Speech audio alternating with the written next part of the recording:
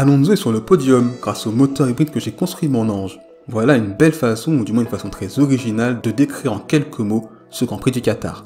Plus sérieusement, la balade d'Hamilton, Alpine qui met AlphaTauri KO, le podium manqué de Perez, les belles performances d'Aston Martin et Ferrari, le calvaire de Bottas, ainsi que les pneumatiques, on voit tout ça dans ce débrief. Bonjour à toutes et à tous et donc bienvenue dans ce nouvel épisode de l'Overcut RF1, au cours duquel nous allons donc débriefer ce Grand Prix du Qatar sur le circuit de Losail.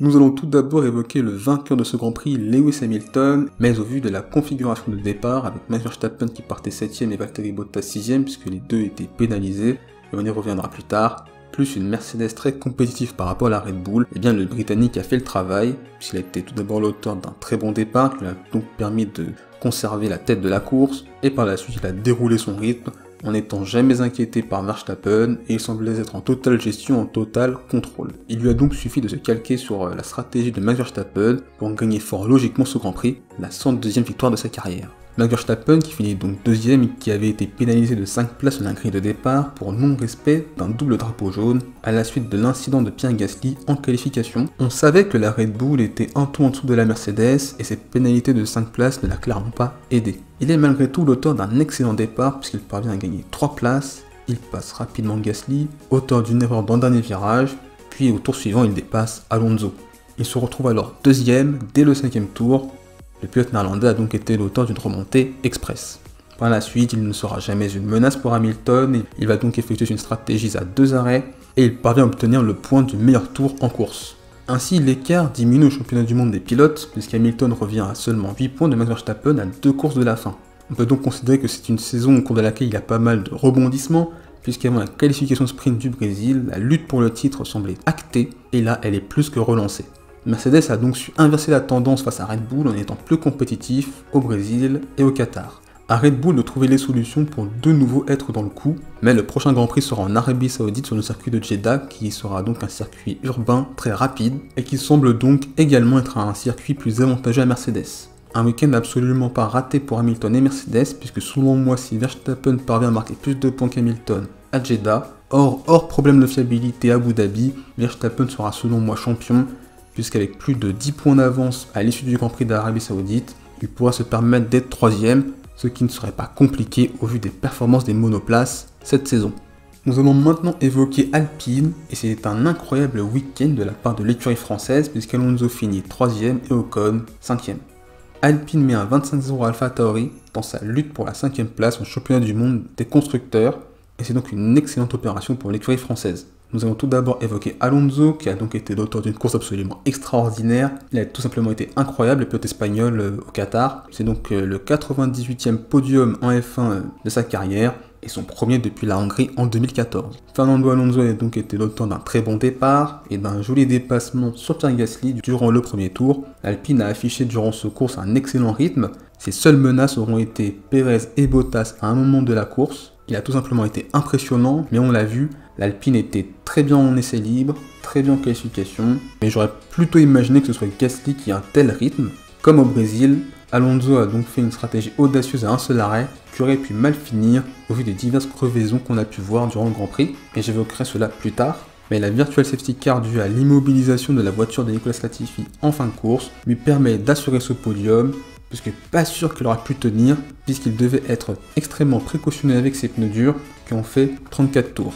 Pour Esteban Ocon, le pilote français lui partait plus loin, puisqu'il partait de la 9ème place. Il est donc l'auteur d'une belle remontée jusqu'à la 5ème place, et comme Alonso, il a affiché un très bon rythme durant ce week-end, qui s'est concrétisé en course. Il a d'ailleurs su résister en fin de course face à Stroll et les Ferrari, et c'est donc globalement un excellent week-end pour Alpine, qui prend donc une énorme option pour cette 5ème place. Et pourtant, jusqu'au Brésil, cela semblait inimaginable qu'Alpine puisse la conserver face à AlphaTauri, cette 5ème place.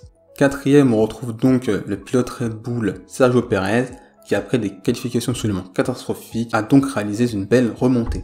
Malheureusement, je pense que Red Bull a un peu trop anticipé ce premier arrêt, qui l'a donc conduit à ressortir dans le trafic et à perdre pas mal de temps sur Alonso et Bottas, et donc je pense que cela ne l'a pas aidé dans l'optique de finir ce Grand Prix sur le podium. Mais malgré tout, finir 4ème, c'est pas mal pour le pilote mexicain, notamment au vu des divers problèmes qu'a eu Valtteri Bottas durant la course. L'autre surprise de ce week-end, eh bien c'est l'écurie Aston Martin, puisque Lance Stroll a fini cette course 6ème, alors qu'il partait 12ème, et Vettel l'a fini à la 10ème place. Ce circuit de Losail a totalement rabattu les cartes dans le midfield, puisque des écuries qui étaient en retrait, comme Alpine ou encore Aston Martin d'habitude, se sont donc retrouvées à l'avant de ce midfield, alors que des écuries comme Ferrari, McLaren et même finalement AlphaTauri se sont retrouvées à être plus en difficulté et plus en retrait. Donc les deux Aston Martin qui ont donc réalisé une très belle course et qui était également sur une stratégie à un seul arrêt qui a parfaitement bien fonctionné.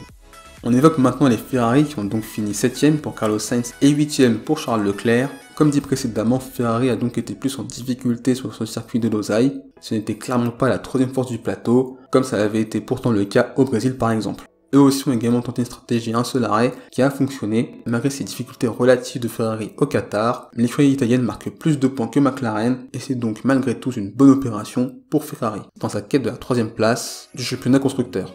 9ème, on retrouve donc Lando Norris, qui était donc l'auteur d'une très belle course, avant malheureusement de devoir s'arrêter une nouvelle fois, puisqu'il avait également subi un problème de crevaison avec son pneu, alors qu'il était 5ème.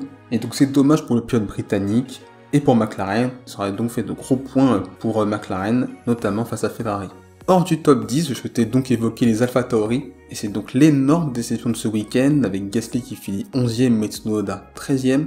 Pourtant l'AlphaTauri avait été excellente en essai libre, en qualification, mais a été totalement absente en course, et c'est difficilement explicable, puisque pas que Gasly, mais les deux pilotes étaient absolument nulle part en course, et n'avaient absolument pas de rythme. Et c'est donc une très mauvaise opération au championnat constructeur, puisqu'AlphaTauri subit un 25-0 face à Alpine, et je vois mal l'écurie italienne revenir, mais ne jamais dire jamais, puisque peut-être qu'à Jeddah ou Abu Dhabi, Alpine aura de grosses difficultés, alors que l'AlphaTauri sera très compétitive.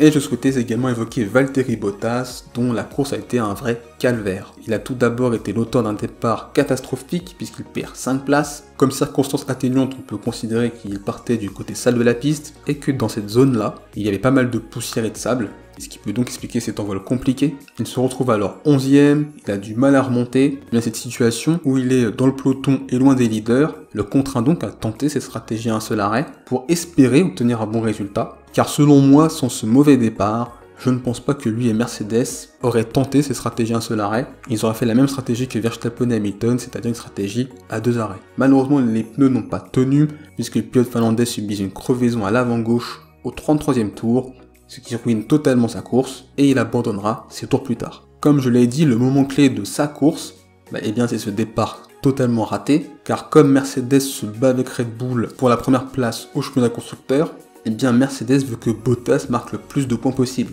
Ils sont donc entre guillemets obligés de tenter cette stratégie, car Bottas est trop loin. Et au vu de ce que réalisait Bottas, si le pneu avait tenu, il aurait fini sur le podium à la 3ème place. On peut donc dire qu'une crevaison c'est pas de chance, certes, mais il s'est mis dans cette situation. Et ça n'arrange absolument pas Mercedes, puisque Red Bull réduit l'écart au classement constructeur, puisque seulement 5 points séparent les deux écuries, à l'avantage de l'écurie allemande. Je souhaitais maintenant évoquer les diverses crevaisons qui ont eu lieu durant cette course, puisque 4 pilotes ont été impliqués dans des crevaisons, Bottas, les deux Williams et Lando Norris, ce qui souligne, comme je l'avais dit lors du débrief des qualifications, que Losail est un circuit rapide, avec beaucoup de virages à haute vitesse, qui sollicite donc énormément les pneumatiques, et bien que Pirelli a apporté sa gamme de pneus les plus durs, et bien il y a pourtant eu des crevaisons. Mais les pilotes qui ont subi ces crevaisons étaient des pilotes qui étaient sur un relais assez long, de plus de 30 tours, et on a pu le voir, c'est une crevaison qui est plus due à l'usure qu'à des débris présents sur la piste. Cela montre à quel point tenter cette stratégie à un seul arrêt était tout de même très risqué, même si cela a payé pour certains, comme Alpine. Et vous, qu'avez-vous donc pensé de ce Grand Prix? Quels sont pour vous les tops et déceptions de cette course? Quel est également votre avis sur cette lutte pour le titre entre Hamilton et Verstappen, et vos attentes pour les Grands Prix restants? N'hésitez pas à partager votre avis en commentaire et sur les réseaux sociaux. Il suffit juste de taper l'Overcutter F1 sur Instagram et Facebook et vous me trouverez. Si cet épisode vous a plu, n'hésitez pas à le partager, à le liker et à vous abonner. On se retrouve prochainement pour un nouvel épisode. D'ici là, portez-vous bien, je vous souhaite le meilleur. Salut!